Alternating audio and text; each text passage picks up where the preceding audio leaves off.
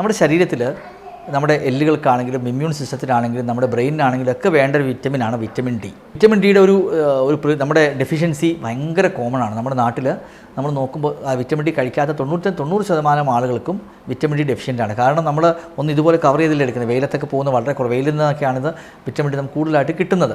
Vitamin D ഡെഫിഷ്യൻസിക്ക് എന്താ നമുക്ക് ചെയ്യാൻ സാധിക്കുന്നത്? ഒന്ന് വെയിലത്ത് പോയി നിൽക്കാം.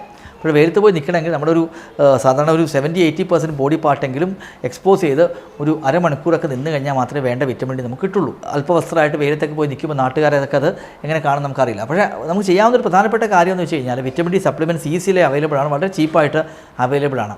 അത് 60,000 യൂണിറ്റൊക്കെ വിറ്റമിൻ ഡി ആണ്. അത് ആദ്യം വിറ്റമിൻ ഡി ഡെഫിഷ്യൻ്റ് ആയിട്ടുള്ള ആളുകൾ 1-2-3 ആഴ്ചയെ ഒന്ന് വെച്ചെടുക്കുക. അത് കഴിഞ്ഞ് 2-3 ആഴ്ച കൂടുമ്പോൾ ഒരെണ്ണം വെച്ച് കഴിച്ചാൽ, അത് മാസത്തിൽ ഒന്നെന്ന് ഓർത്താൽ മതി.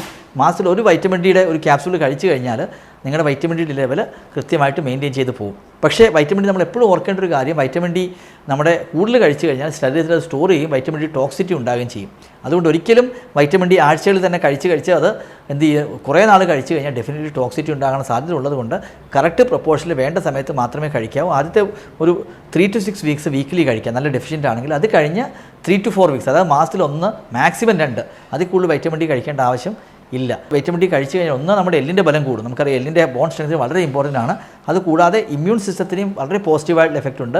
2, ഇൻഫെക്ഷൻ അത് പ്രിവെൻറ്റ് ചെയ്യും, നമ്മുടെ വാതരോഗങ്ങൾ ഉണ്ടാകാനുള്ള തീവ്രത കുറയ്ക്കും. അതുകൂടാതെ നമ്മുടെ മെമ്മറിയും അങ്ങനെയുള്ള കാര്യത്തിനും വളരെയധികം നല്ല പോസിറ്റീവ് എഫക്ട്സ് ഉള്ള ഒരു വിറ്റമിനാണ് വിറ്റമിൻ ഡി.